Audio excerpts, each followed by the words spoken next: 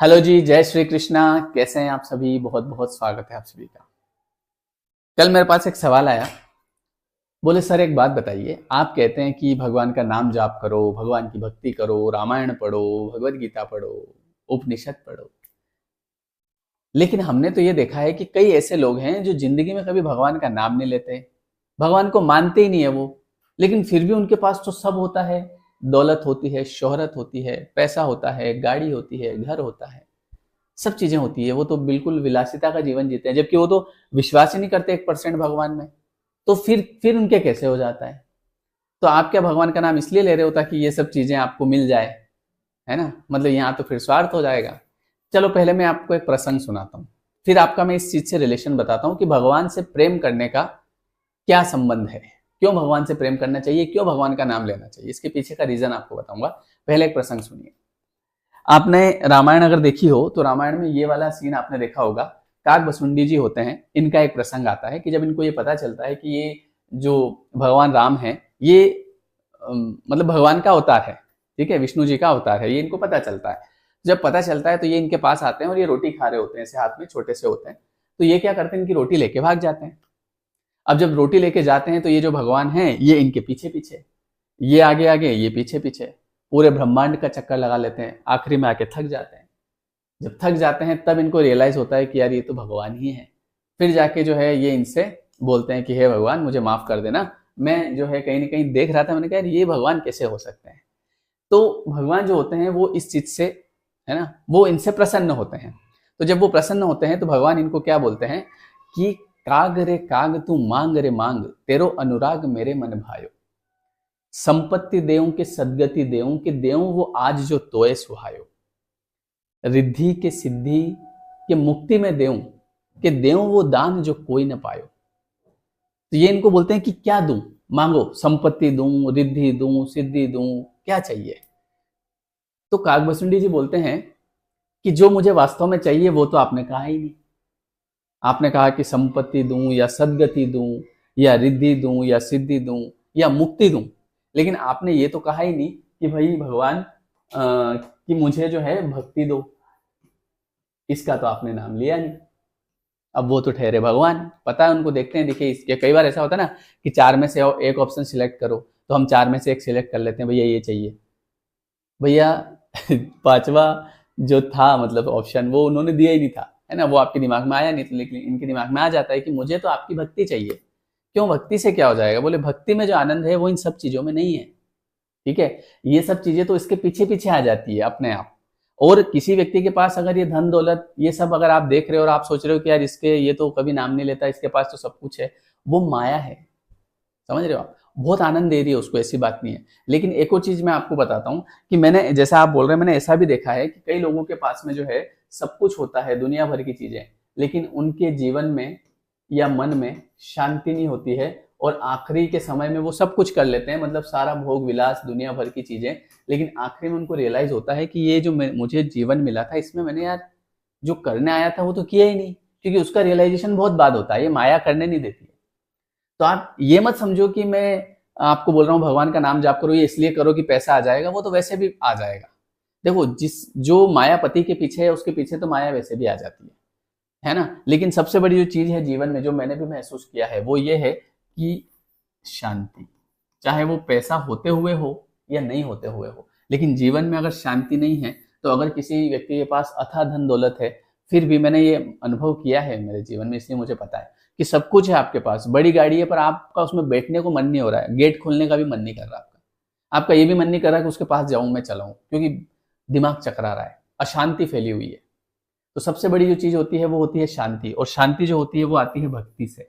जितना आप भक्ति में डूबते जाएंगे, जितना आप इन चीजों में डूबेंगे, आपको खुद को अंदर से एहसास होगा कि यार मैं तो अलग ही लोक में चला गया, मुझे तो किसी चीज की जरूरत नहीं है। और जब किसी चीज की जरूरत नहीं है तो सब अपने आप मिल जाएगा, समझ गए? अभी कल परसों मेरे पास एक भाई आया, तो उसने मुझे कहा कि सर आप यकीन नहीं करेंगे, मैं घोर नास्तिक था, मतलब मैं भगवान में कभी विश्वास नहीं करता था, ठीक है। पता नहीं कहां से आपका वीडियो मेरे सामने आया और फिर मैंने प्रेमानंद जी को देखना शुरू किया, और उसके बाद से पता नहीं क्या परिवर्तन आया कि मैं अब पूरी तरीके से आस्तिक हूं। मेरे सारे दोस्त छूट गए, और जितने भी मैं उल्टे उल्टे काम करता था कई सारे, मुझे बताया भी सही क्या क्या, वो सब मैंने हाथ जोड़ के छोड़ दिए। अब नहीं करना है मुझे। और ये पता नहीं कैसे हुआ, और अब मुझे, पहले तो जैसे ठीक है जीवन चल रहा था और कई सारे कलेश ये वो, अब मैं बिल्कुल शांत हूँ, बढ़िया नाम जाप करता हूँ, मेरे एक्सरसाइज करता हूँ, घूमने जाता हूँ, मंदिर दर्शन करने जाता हूँ, शांति जीवन में, कोई दिक्कत नहीं। ये मुझे ये नहीं समझ में आया कि ये परिवर्तन कैसे आ गया। तो देखो क्या होता है कि भगवान का नाम आप लोगे या नहीं लोगे, ये भी भगवान डिसाइड करते हैं, आप डिसाइड नहीं करते, क्योंकि ये डिसाइड होता है आपके कर्म के ऊपर। जब कोई ऐसा आपका प्रारब्ध कर्म, कोई अच्छा कर्म जो होता है वो जब पकता है, तब जाके इंसान को क्या मिलती है, भक्ति मिलती है। और मैंने ऐसे मेरे अनुभव से ऐसे कई लोग देखे हैं जो घोर नास्तिक थे, मतलब कभी जिंदगी में विश्वास नहीं करते थे, अचानक से पता नहीं क्या उनके जीवन में हुआ कि उनसे ज्यादा आस्तिक आज कोई भी नहीं है। और तो छोड़ो, उनके घर वाले टेंशन में है कि ये आदमी साधु नहीं बन जाए। और ये डिसाइड करते हैं, भगवान डिसाइड करते हैं। डिसाइड मतलब ये, हालांकि आपके कर्म डिसाइड करते हैं और उस हिसाब से आपको भगवान की भक्ति मिलती है। आप भगवान का नाम नहीं लेते हैं तो इसका मतलब यह नहीं है कि भगवान आपको संपत्ति नहीं देंगे, उस चीज से कोई फर्क नहीं पड़ता है। ये सब आपके कर्मों पे, जैसे आपके कर्म होते हैं, मान लो कि आप भगवान में विश्वास नहीं करते, आप भगवान का नाम नहीं लेते, लेकिन आपके घर में आपकी पत्नी है, आप उसको खूब शॉपिंग कराते हैं, खूब पैसे देते हैं, आपका शुक्र मजबूत होगा, वैसे ही खूब सारा पैसा आएगा। लेकिन जब हम भगवान का नाम लेते हैं तो हमारे अंदर कहीं ना कहीं शांति आती है, हम हमारी चेतना नेक्स्ट लेवल पे चली जाती है। आप कई लोगों से अलग हो जाते हैं, आपको कहीं ना कहीं अंदर ही लगने लगता है कि यार मैं खुद ही भगवान हूं शायद। ऐसे भी थॉट आएंगे, ठीक है। मतलब आपको लगेगा, मतलब आप देखो, हम भगवान के ही अंश हैं, तो कहीं ना कहीं हमारे अंदर भी पावर है, पर हम उसे भूल चुके हैं। जैसे हनुमान जी भूल गए थे, फिर उनको जामवन जी ने याद दिलाया था, है ना। जब हनुमान जी उधर जाने वाले थे ना, लंका में जाना था, सब बैठे हैं आराम से, हनुमान जी भी बैठे हैं, जामवन जी गए उनके पास, है ना, कि का चुपी साध रहे हो बलवाना, पवन तनय बल पवन समाना, बुद्धि विवेक विज्ञान निधाना, कवन सुकाज कठिन जग माही, जो तुम तात हुए नहीं पाई, राम काज लगी तब अवतारा, सुनत ही भयो पर्वताकारा। तो जब उनको याद दिलाया तब उनको याद आया। तो वैसे ही हम हमारी शक्ति भूल चुके हैं, ठीक है। तो वो जब हम भक्ति करते हैं, जब हम नाम जाप करते हैं, तो हमारी शक्ति हमें याद आने लगती है। और शक्ति मतलब शक्ति के साथ साथ कि हम क्या कर सकते हैं, दूसरी चीज कि हम यहाँ पे क्यों आए हैं, ये भी याद आने लगता है। नहीं तो लोगों को याद ही नहीं आता है। देखो, एक वो लोग जो जिनके पास, जैसे आप कह रहे हैं खूब संपत्ति है उनके पास, ठीक है, मजे कर रहे हैं, मजे करते करते करते एक उम्र निकल जाती है, उनको लगता है कि बुढ़ापे में भजन करेंगे, और भजन भी इसलिए करेंगे ताकि शायद करना पड़ता होगा इसलिए करेंगे, है ना। लेकिन जब आप भक्ति करते हैं तो कहीं ना कहीं सही समय में, सही उम्र में आपको ये ज्ञान आ जाता है कि यार मैं यहाँ पे किस लिए आया हूँ। मैं यहाँ पे केवल इसलिए नहीं आया हूँ कि काम कमाई करूँ और खूब मेरे परिवार के लिए खूब पैसा इकट्ठा करूँ, जो कि वो भी नहीं खा पाएंगे, यहीं रह जाएगा।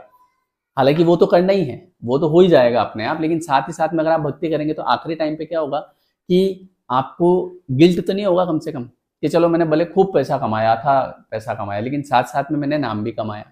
नाम कौन सा, वो ऊपर वाला। क्योंकि वहां जाएंगे तो वहां पे भी जैसे आपकी रसीद फटेगी, भैया लाओ पैसे, जैसे जैसे ऊपर गए आप और आपकी इच्छा हो गई, मान लो भैया पानी पूरी खानी है, तो कि नाम पैसा, तो पैसा तो है ही नहीं, नीचे नीचे बैंक में पड़ा है, वो नहीं चलेगा, वो नाम वाला चलेगा।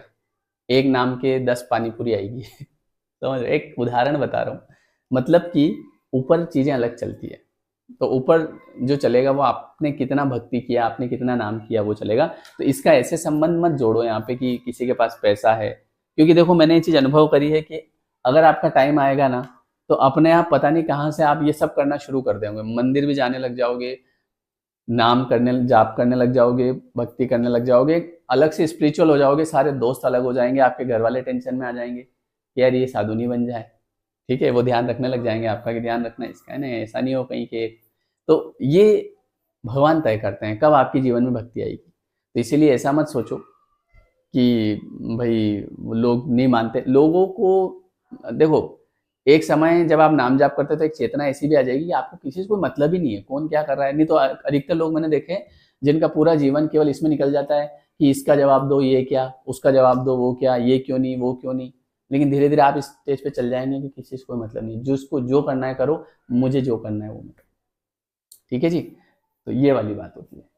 चलिए, बहुत बहुत धन्यवाद है। तो वीडियो कैसा लगा कमेंट करके बताएं, है ना। तो भगवान का जब आप नाम जाप करते हैं तो आपको भक्ति मिलती है, जब आपको भक्ति मिलती है तब आपको शांति मिलती है, और जब आपके पास पैसा होता है तो उस पैसे का आप उपभोग कर पाते हैं। अदरवाइज कई लोग ऐसे होते हैं जिनके पास पैसा तो होता है लेकिन शांति नहीं होती है, कलेश मचते रहते हैं कहीं ना कहीं। तो इसलिए नाम जाप किया करो, फायदा ही है, इसमें नुकसान नहीं है। ठीक है, चलो बोलो राधे राधे। मिलते हैं नेक्स्ट वीडियो में। कमेंट में एक बार लिख देना, कुछ नहीं लिखना है, भगवान का नाम लिख देना जिनका भी आप नाम जाप करते हैं। ठीक है जी, जय श्री कृष्ण।